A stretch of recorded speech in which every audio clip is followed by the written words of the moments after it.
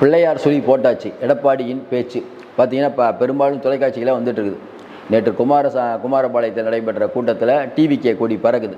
பறந்த உடனே அதை பார்த்துட்டு எடப்பாடி சொல்கிறார், எங்கள் கூட்டணி வலிமையாக இருக்கிறது, பாருங்கள் கொடி பறக்குது, பிள்ளையார் சொல்லி போட்டாச்சு, இனிமேல் ஏற்றம் தான். அப்போ கூட்டணி முடிவாயிடுச்சான்.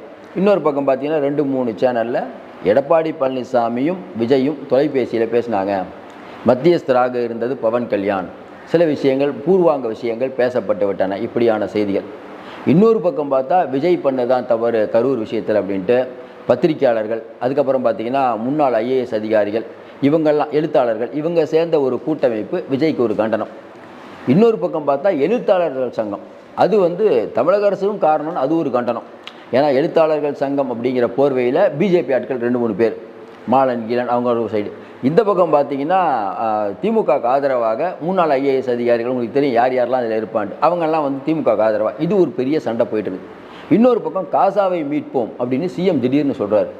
2 வருஷமாக காசாவில் போர் நடக்குது, எப்படிங்க காசாவை இவர் நினச்சா மீட்க முடியுமா, சட்டமன்றத்தில் தீர்மானம் போடுறாங்கிறாரு. அப்படின்னா விஜய் விஷயத்துலேருந்து டைவெர்ட் பண்ணுறார். விஜய் விஷயம் பெருசாக ஆக திமுகவுக்கு டேமேஜ்.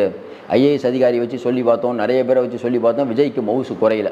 அப்போ இந்த மேட்ரு விட்டுருவோம், அடுத்து காசா மேட்டருக்கு போயிடுவோம் அப்படின்னு காசாவை நோக்கி முதலமைச்சர் போய் கொண்டிருக்கிறார். நம்ம ஏற்கனவே சொன்ன மாதிரி விஜய்க்கு மக்கள் செல்வாக்கு இருக்கும் வரை அவரை அசைக்க முடியாது. இன்றைக்கி எடப்பாடி பழனிசாமி பேசிய பேச்சு இவ்வளோ தூரம் வைரலாகுது. அந்த கொடியெல்லாம் காட்டும் போது எடப்பாடி பழனிசாமி ஒரு தேர்ந்த அரசியல்வாதியாக செயல்பட்டு கொண்டிருக்கிறார். விஜய் மௌனமாக இருந்தாலும் அவரை சுற்றிய அரசியல் நடக்கிறது. நம்ம ஏற்கனவே சொன்ன மாதிரி இன்றைக்கி இருக்கக்கூடிய சூழ்நிலையில் திமுகவுடைய அச்சம் என்னென்னா, விஜய் ஒருவேளை அதிமுக பிஜேபி கூட்டணிக்கு போனால் நிச்சய வெற்றி எழுதி கொடுத்துடலாம். இப்போ இருக்கக்கூடிய அமைச்சர்கள் நிறைய பேர் அடுத்து நம்ம தான் ஆச்சு நினச்சிட்டு இருந்தாங்க. விஜய் பக்கம் பழனிசாமி அவர்கள் பேசுகிறதெல்லாம் பார்த்தபோது கூட்டணி முடிவாயிடுச்சுன்னா நமக்கு சிக்கல், இப்போ பணத்தை எடுக்கலாமா வேணாமாங்கிற ரேஞ்சுக்கு போயிடுச்சு.